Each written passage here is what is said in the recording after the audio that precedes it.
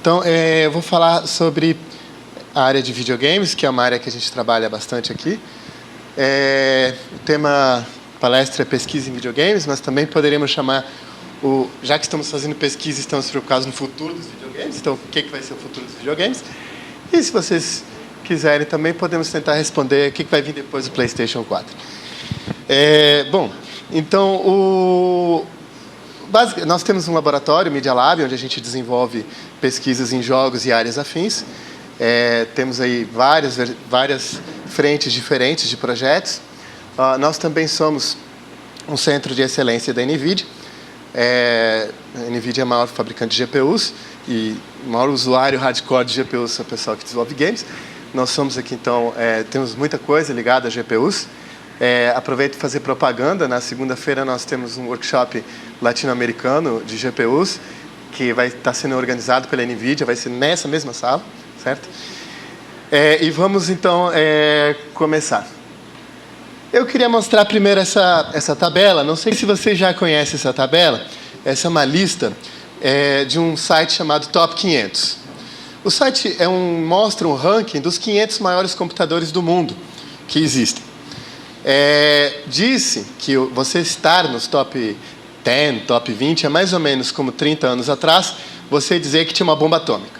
Eu tenho bomba atômica, eu sou um cara muito poderoso, eu entro nas mesas de negociações da ONU. Ou seja, você tem um supercomputador, você está na lista dos países que têm os computadores mais poderosos do mundo, você tem muito poder.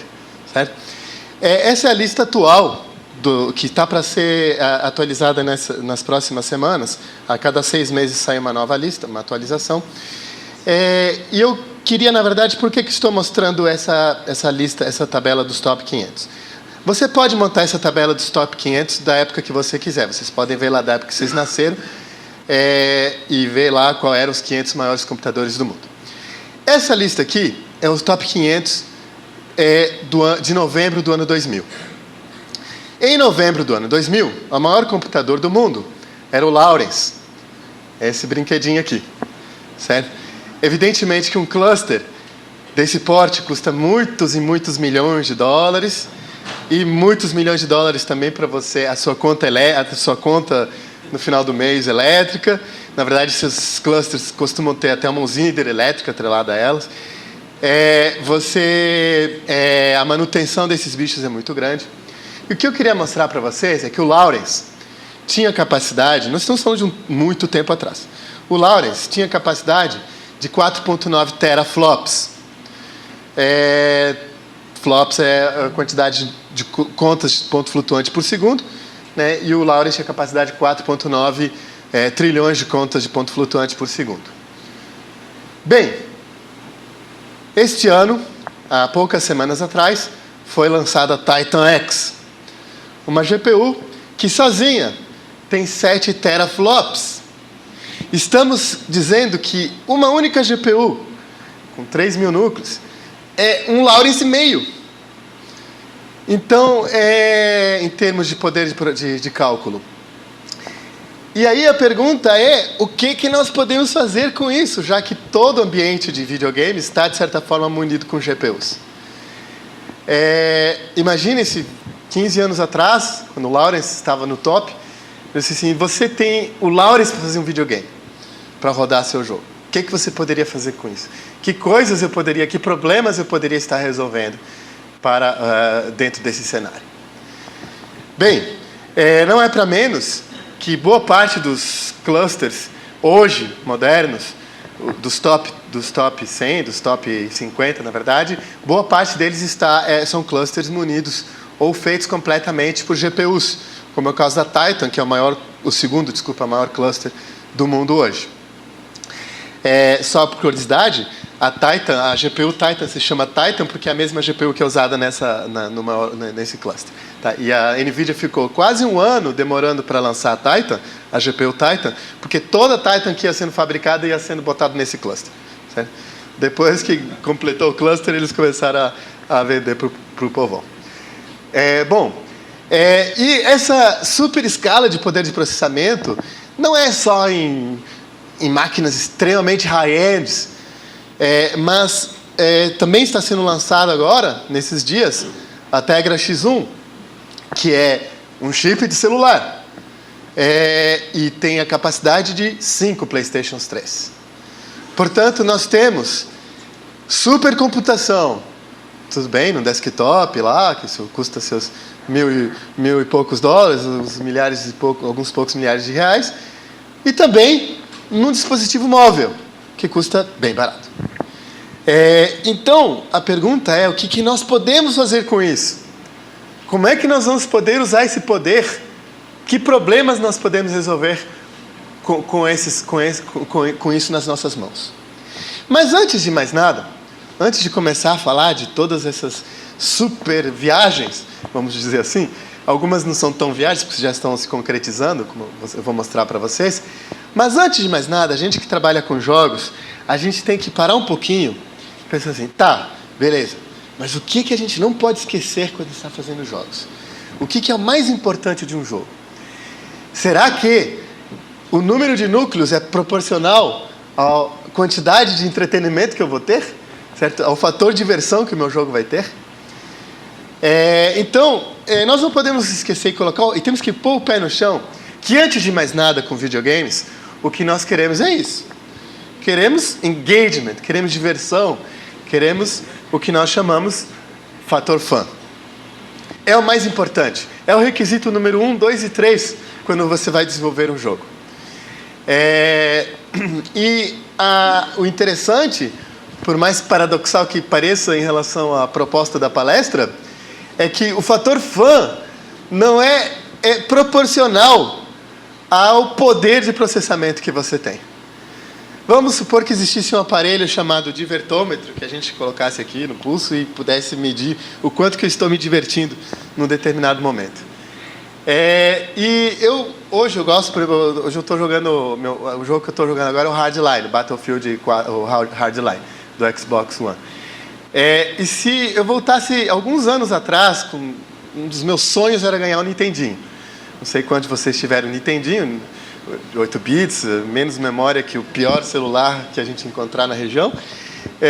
Mas se eu colocasse um divertômetro, enquanto eu estava jogando meu Mario no Nintendinho, e hoje eu jogando o Hardline no Xbox One, confesso a vocês que eu não sei qual estaria mais intenso. Talvez até no Mario, não sei. Então, na verdade, o mais importante quando a gente pesquisa em jogos e trabalha com jogos é que antes de começar a pensar em todas as parafernálias que a gente vai poder ter em função da tecnologia que está à nossa disposição hoje, é que nós temos que filosofar um pouco e pensar assim, certo, mas o que nos traz exatamente a diversão? Da onde vem esse fator fã? Nós podemos, e a diversão, ela pode vir de várias maneiras. Nós estamos assistindo um filme e vamos estar nos divertindo, vamos estar no parque de diversões, vamos estar nos divertindo, assistindo um jogo de futebol, vamos estar nos divertindo. Mas exatamente de onde vem o fator fã de um videogame? E olhando essa figura, a gente tem aí, várias dezenas de ladrilhos. No entanto, eu tenho certeza que todos vocês se atentaram a um, que é o que está fora do lugar. Nosso cérebro é uma máquina de resolver padrões. O tempo todo nós estamos resolvendo padrões. Estamos reconhecendo alguém, estamos interpretando o que alguém está fazendo, estamos na rua vendo o que está acontecendo, se eu vou atravessar a rua ou não, o sinal, enfim. Estamos o tempo todo interpretando e resolvendo padrões. Na verdade, quando nós conseguimos resolver um determinado padrão, e interpretamos e conseguimos dominar aquele padrão, existe uma sensação de bem-estar, que em game design a gente se referencia a um termo muito, muito comum usado em game design, que é masterização. Quando você consegue, por tua conta, entender o padrão, resolver o desafio que está por trás, ou o conhecimento que está embutido naquele padrão, e você deduz um novo padrão, um novo conhecimento em função daquilo, seu cérebro ele dominou um conhecimento. E dependendo da situação, você se sente bem pra caramba com aquilo, certo? E o que o videogame tenta trabalhar exatamente, o que o game precisa trabalhar é exatamente esse conceito de dominação de padrões. Por isso, o game design ele vai tentar, na verdade, sempre te apresentar padrões que não são óbvios, mas que também não são impossíveis, e você vai processar aquilo mentalmente, tentar dominar aquilo e conseguir deduzir alguma coisa e passar por um processo de domination, de masterização. Bem, olhem esse padrão, então, fantástico. É o meu jogo... eu estou apresentando aqui uns padrões para vocês, que são formas geométricas, e cores também, que são padrões. E eu digo assim, eu quero que vocês cliquem para mim, qual é o menor círculo laranja. E vocês vão olhar feio para mim, vão apontar o círculo laranja, e vão dizer, isso é ridículo. E evidentemente que eu tenho uma sensação de tédio com esse desafio de padrões, porque esse padrão não me trouxe nenhum desafio mental. Meu cérebro não se sentiu masterizado, porque aquilo não foi nenhum processamento assim que tivesse algum tipo de desafio por trás. Agora, eu apresento esse outro padrão para vocês. Vocês precisam enxergar um elefante aqui, conectando alguns pontos pretos. Cara, vocês vão começar a olhar, não sei o quê. Hoje à noite vocês ainda vão estar... Não, isso também me canso. Isso a gente chama em game design de noise, do ruído. Esse padrão que eu apresentei para vocês extrapolou o processo cognitivo de vocês, o meu também, e a gente se cansou, se aborreceu e não teve nenhum tipo de diversão por trás. Então, o fator fã, ele não é só um padrão que eu estou apresentando que você vai dominar aquilo, mas é um padrão feito na medida. E dentro de game design existe uma área que é muito importante, não sei, de repente até alguns de vocês já se envolveu com beta teste. Beta teste, quando a gente termina um jogo, não necessariamente aquele jogo já está divertido, porque se ele não estiver corretamente calibrado, se ele estiver fácil demais ou difícil demais, ele não vai ser divertido justamente por isso. Bem, aí então vem uma pesquisa muito interessante que a gente está trabalhando aqui. Essa curva ela é muito conhecida pelos game designers. Esse gráfico. No eixo X, você tem as habilidades suas. E no eixo Y, nós temos os desafios apresentados pelo jogo. No início do jogo, suas habilidades em relação àqueles padrões ainda são pequenos. Então, os desafios que são apresentados são proporcionais a habilidades pequenas. Agora, se eu começo a jogar e vou ganhando habilidades, e em contraposição, o jogo não vai crescendo em desafios, você rapidamente cai no tédio. Aquilo se torna aborrecido, aquilo é chato, a masterização já não aparece. Por outro lado, se você não ganha as habilidades e rapidamente o jogo vai aumentando o fator de desafios, você vai ficar muito estressado com aquele jogo e se cansa também, certo? Então, em game design, se diz muito que o jogo ele precisa seguir essa curva do flow, que a gente chama. A gente tem que tentar manter o jogador dentro dessa área de flow. Inclusive, esse gráfico que é muito usado, ele se referencia a teoria do flow. Então, quando eu vou ganhando habilidades, eu tenho que crescer os desafios, permitir que eu ganhe novas habilidades, cresce os desafios, e assim vamos tentar não sair dessa área do flow. Bem, a grande questão é que as pessoas ganham habilidades de maneiras diferentes. E pessoas hardcore gamers, eles vão ganhar habilidades muito mais rápido que um softcore gamer. E aquele mesmo jogo pode se tornar chato para minha avó, enquanto é muito divertido para mim, porque ele está super calibrado para um jogador do meu estilo. Isso é uma coisa muito relevante que está se trabalhando hoje, que é como é que nós podemos fazer jogos que se autobalançam dentro da curva de flow em tempo de execução. Então, aí tem várias coisas muito interessantes, várias pesquisas de grupos muito diferentes. Nós estamos trabalhando com uma área, até usando o conceito de proveniência que o Daniel falou para vocês, onde a gente vai... Esse é um jogo de corrida, de uma tese de doutorado de um aluno nosso.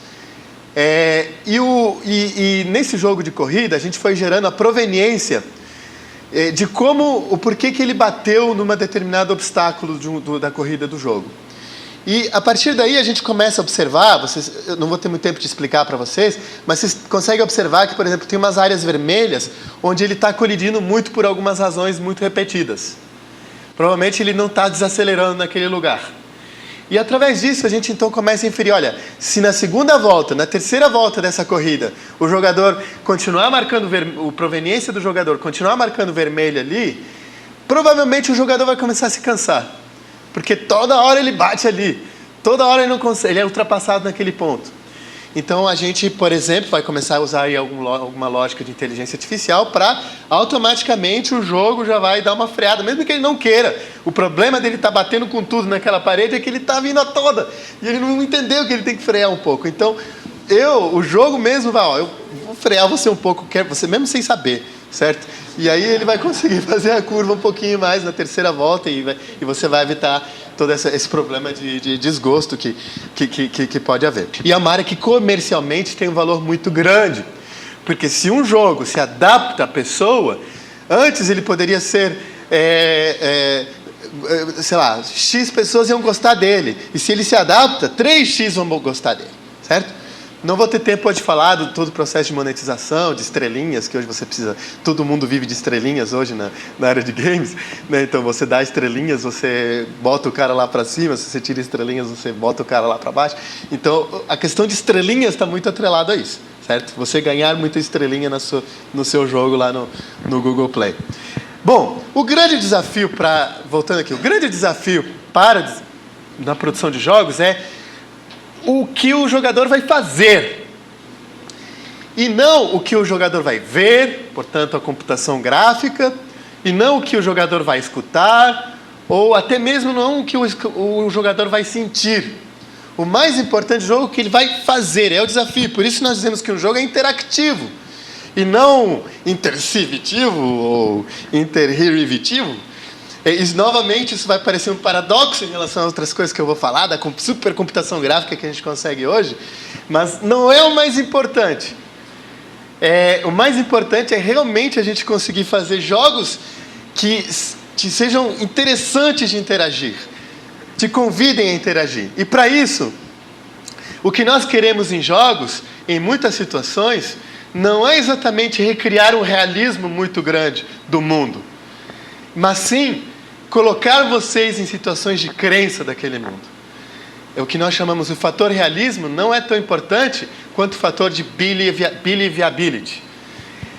Vejam esse personagem que vocês conhecem muito bem. Aqui eu percebo nitidamente, ele está aqui ameaçador, feliz, assustado, orgulhoso, impressionado. E aqui eu tenho outro personagem que vocês devem conhecer também, certo? Metal Gear. Aqui ele está muito assustado, nervoso, não sei, preocupado talvez, não sei. Eu acredito muito mais no primeiro personagem. Vejam, apesar do realismo gráfico não ser muito menor, a minha crença no primeiro é maior. Em 2006 foi feito o longa-metragem do Final Fantasy, não sei quantos de vocês já assistiram, talvez poucos, porque esse jogo, a expressividade dos personagens era muito fraca. Foi muito criticado. E esse personagem do Final Fantasy, eu não sei o que ele está sentindo. Não sei se ele está com medo. Eu exatamente não sei.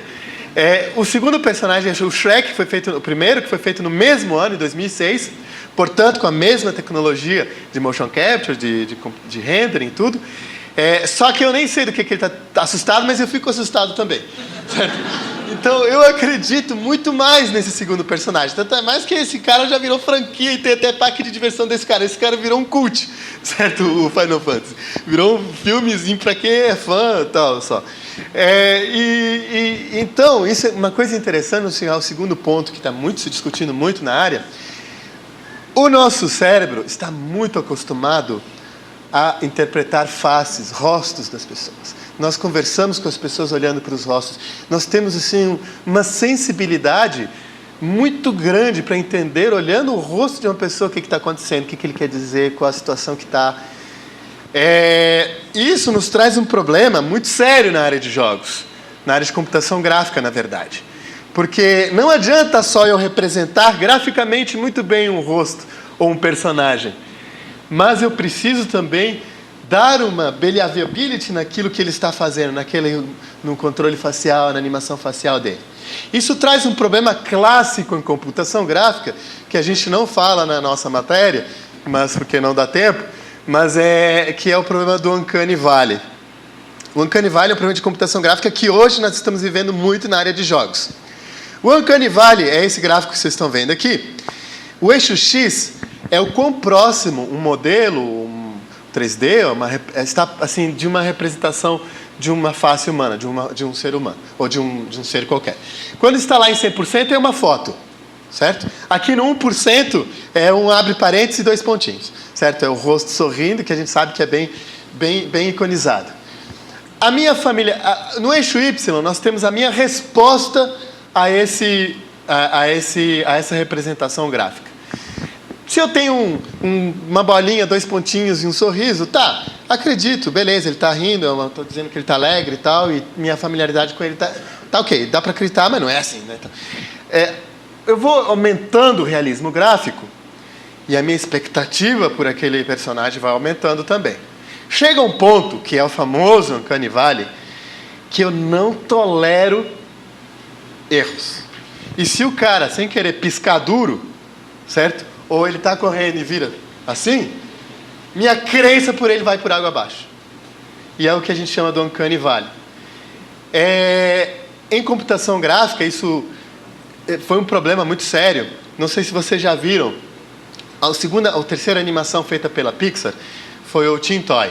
O Teen Toy foi uma animação feita pela Pixar onde era um bebê correndo atrás dos seus brinquedos. Os brinquedos era um curta-metragem, foi a terceira curta-metragem feita pela Pixar antes da sequência de longas-metragens. E o bebê, quando encontrava os brinquedos, estragava eles, e os brinquedos então morriam de medo do bebê e tal, se escondiam nas coisas. E o bebê é um monstro. Não porque os caras que desenvolveram o bebê queriam, mas porque ele caiu em cheio no Uncanny Valley. A animação facial, todo o movimento facial era assustador, certo? E disse, né, nas entrelinhas daquele livro da Pixar, não sei se vocês já leram, tá, mas lá dá a entender que a Pixar só lançou o primeiro longa-metragem, o Toy Story, quando eles tinham tecnologia suficiente para pular o Uncanny Valley. Certo? Porque o que nós temos que fazer nós temos que pular o Uncanny Valley. Ou não nós ficamos do lado de cá ou do lado de lá, mas a gente não cai em cheio no Uncanny Valley. E o grande problema é que a tecnologia de videogames hoje estamos no Uncanny Valley, porque a gente tem tecnologia para representar super bem a sobrancelha do cara, a ruga que o cara tem. No entanto, a gente não consegue o mesmo realismo para todo o comportamento dele, a expressividade facial e tal. E aí tem várias pesquisas, que eu não vou ter tempo agora de falar, essa é uma pesquisa bem legal, com a NVIDIA, então não vou ter tempo de falar e vou ter que fechar.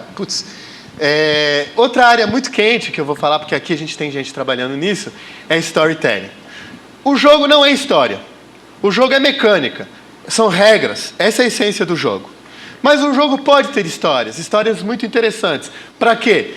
As histórias estão a serviço do gameplay, das mecânicas do jogo, para criar metáforas, para dar mais significado em coisas que você precisa fazer na mecânica do jogo. Então a história é muito interessante e pode ser muito trabalhada no jogo. E uma área muito quente se eu pudesse colocar uma variável no meu jogo, colocar uma coisinha no jogo e a história se desenvolver de um jeito diferente. Essa é uma área que a gente chama de Interactive Storytelling.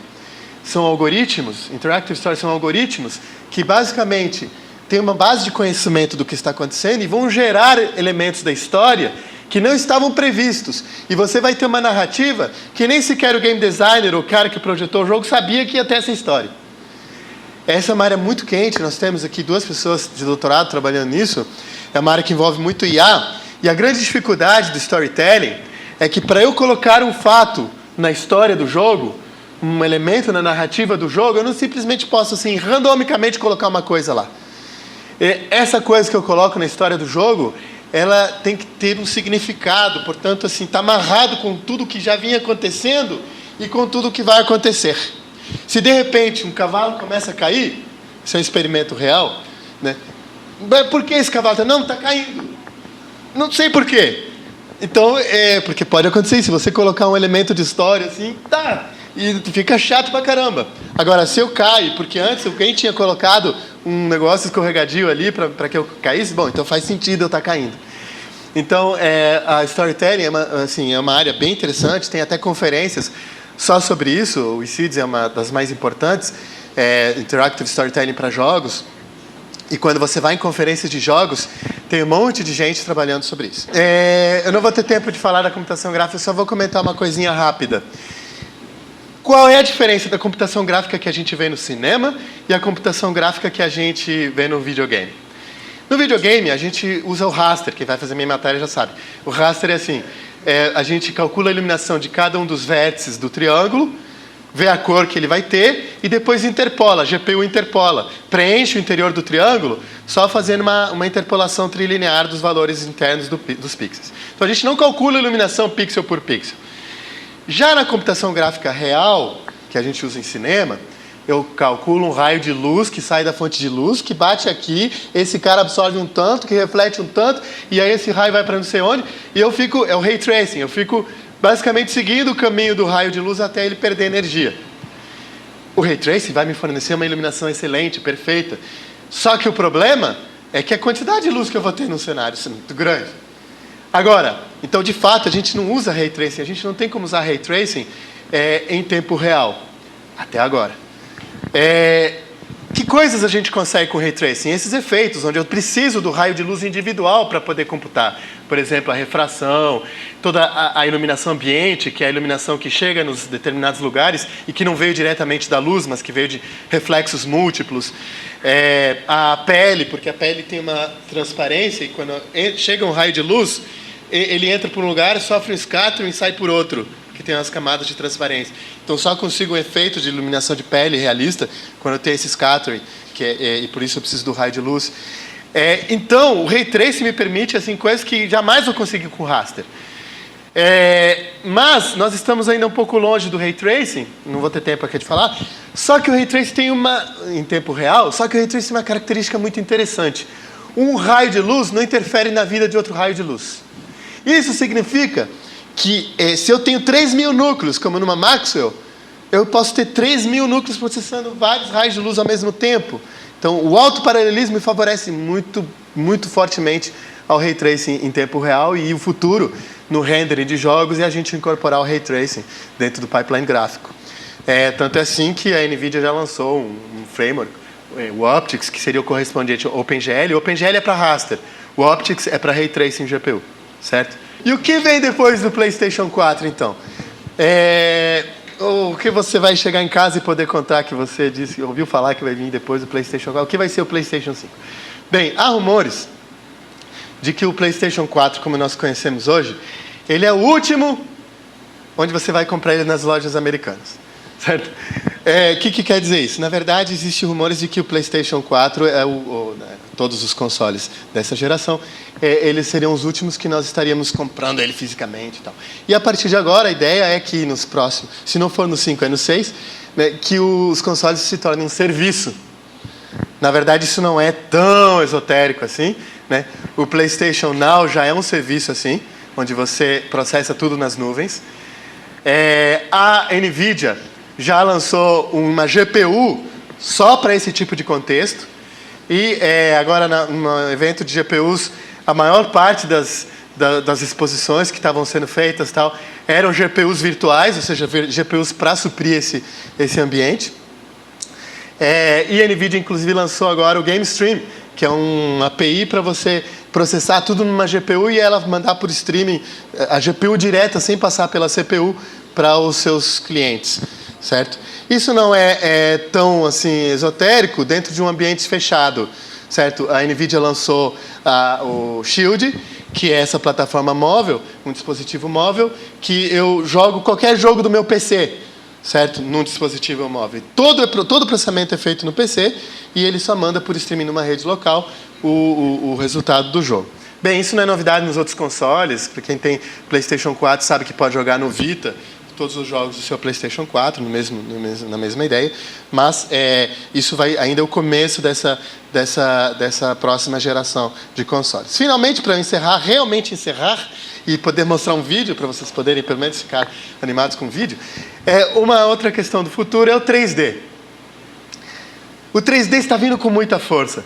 E todos vocês devem ter acompanhado aí o lançamento de vários capacetes 3Ds, né? O Rift, que tem vários aqui, o pessoal usando o Rift, tem o óculos, o Morpheus, que vai ser lançado para o Natal desse ano. Pode anotar com pedido de Natal esse ano, o Morpheus. O Gear, o Samsung Gear. E, na verdade, o 3D está vindo com uma força muito grande. E o que é novo nesse 3D? O novo do 3D é toda essa integração com sensores de movimento, certo? E a gente poder captar todo o movimento e mapear isso para o meu 3D. Só que existem vários problemas no 3D. Vou contar um que é o que a gente está trabalhando aqui com um par de alunos. Quando você vai assistir um filme em 3D no cinema, quem diz aonde vai ser o seu foco? O diretor, o editor. Olha aqui, olha lá, olha para cá. Né?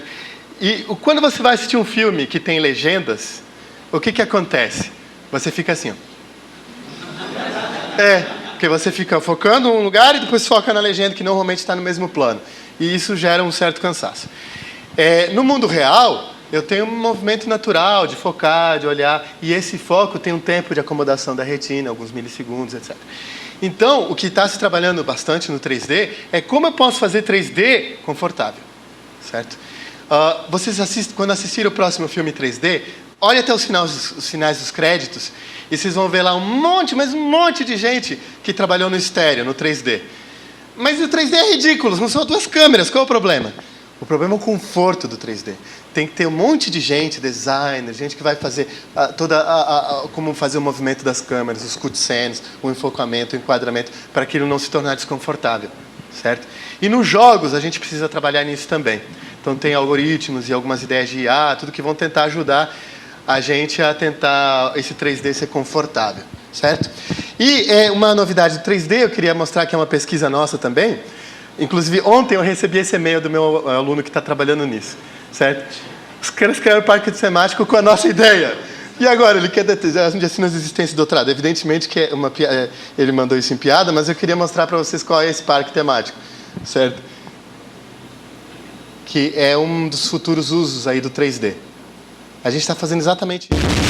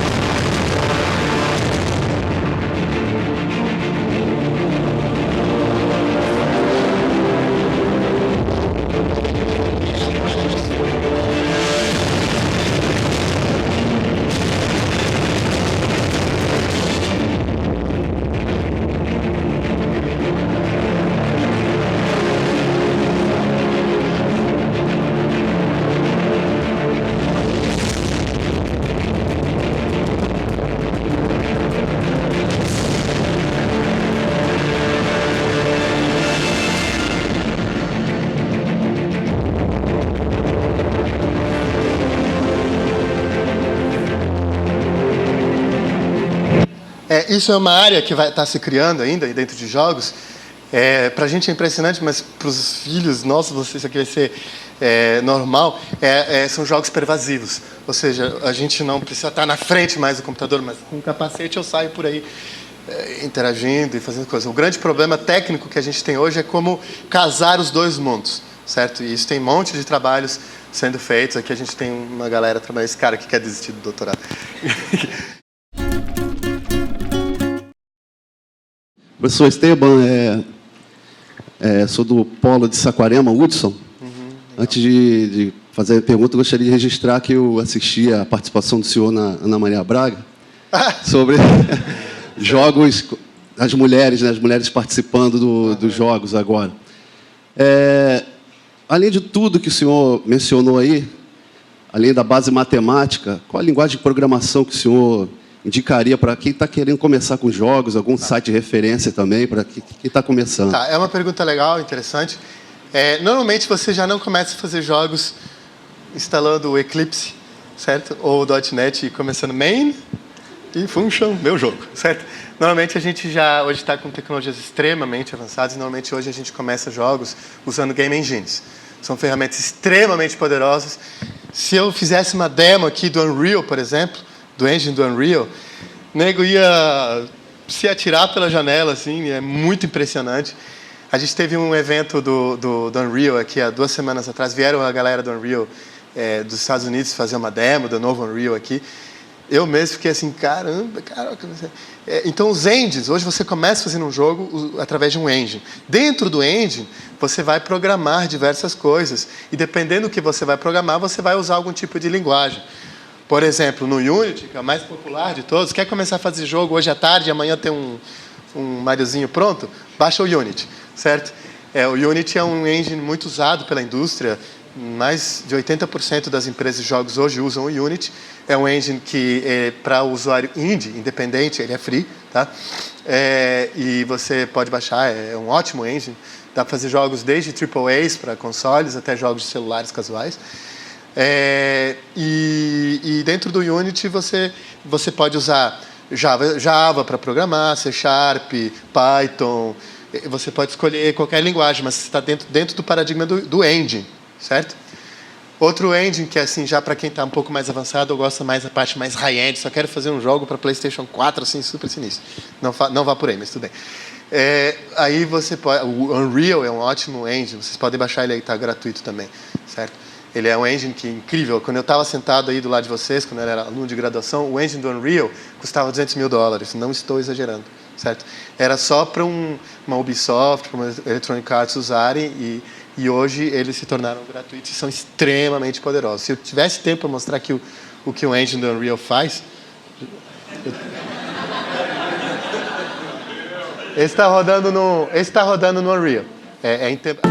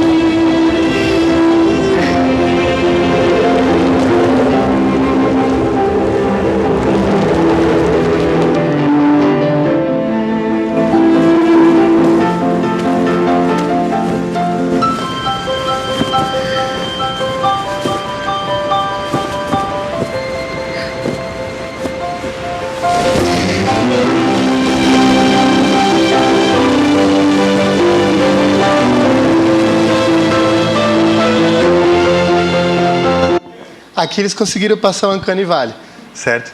Mas tem vários poréns aí para, assim, tem várias coisas que estão lá. Fala.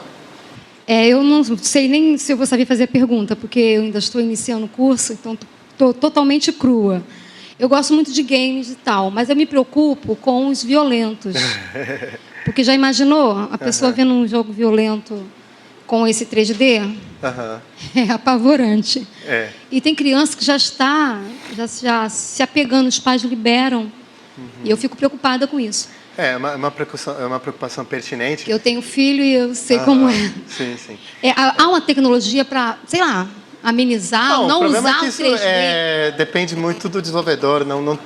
É como cinema, assim. O cinema é uma coisa muito legal. Agora, você pode explorar e tornar isso muito violento. Agora, assim, embora haja essa sensação, se você faz a seguinte experiência, vai lá no Google Play, né, e vê os 10 jogos mais vendidos. Em média, é menos de 5% o número de jogos que tem conteúdo violento. E a experiência é, vá lá no Google Play, pegue os 10 maiores, os jogos mais vendidos, e você, se encontrar um violento, tá já... Então, não é... se fala muito disso, mas... Sim, mas digo, não é algo assim tão... assim, tudo que é jogo é violento. Muito pelo contrário. Os jogos casuais, principalmente, são jogos muito mecânicos, muito... Né? Mas você tem toda a razão. Fala muito da questão da pessoa gostar do jogo, dessa linha de flow que você colocou ali. Então isso é um pouco, às vezes, entra às vezes numa... Porque às vezes você tem um jogo tão real, mas que não chama tanto público, não tem tanta aquela empatia com o público. E às vezes um jogo 2D, por exemplo, de Android, você tem uma gama de usuários muito maior, uma gama de gamers muito maior. Então, como é que você consegue achar um meio termo nisso, né? Vamos dizer assim. Quando você acha esse meio termo, você já tem praticamente metade da receita do bolo para o seu jogo dar certo. Então, evidentemente que não existe uma receita de bolo. Boa parte dos jogos que estão lá vários e vários dias, ou em alguns casos semanas, no top 10 de uma Google Play, de uma Apple Store, é porque eles conseguiram isso, certo? Agora, não há uma receita de bolo, evidentemente. Muitas vezes, a maior receita de bolo é que o cara tem que ter muita experiência de projetar e balancear jogos. Certo? Mas é mais fácil você balancear um jogo 2D, um jogo casual, que não tem muita história e tal, do que um jogo muito high-end. Um jogo, por exemplo, de simulação, por exemplo, Futebol Manager, é da Eidos e da Sega. Às vezes ele tem um sucesso tão como ou uma legião de adeptos maior do que o Pro Evolution Soccer, do que o FIFA, que são jogos que focam muito a realidade futebolística. Sim. Na minha teoria, assim, quanto mais forte seu jogo está baseado na mecânica, assim, você tem mais potencial para ele estar bem balanceado. Jogos que estão extremamente distribuídos em mecânica, em narrativa, em computação gráfica, em cutscenes, etc., vai ficando cada vez mais difícil você conseguir fazer um balanceamento legal. Então, evidentemente, é por isso, na verdade, esses jogos muito high-end, percebam, uma Electronic Arts, vocês já estão vendo, é igual que Velozes e Furiosos 5, 6, 7, né? Nós estamos, por que as pessoas, quando o filme custa mais de 100 milhões de dólares, a galera vai para o Homem-Aranha 7, para o Velozes e Furiosos 8. Por quê? Porque é um valor tão grande que eu não posso errar, certo? Então, eu vou tentar seguir a receita que já deu certo. Então, o mesmo acontece com jogos. Jogos muito high-end, tem Call of Duty, não sei qual, Call of Duty Revolution, não sei das quantas. Então, a ideia é assim, eu fazer um jogo, né, de 150 milhões de dólares, completamente inovador em mecânica, etc. E o publisher fala, não, cara, melhor eu fazer o Call of Duty 8, certo? Porque eu sei que já tem uma legião e... Então, na verdade, agora, nos jogos independentes, baratos, é muito mais fácil você calibrar, de usar mecânicas diferentes. Né? Agradecendo mais uma vez.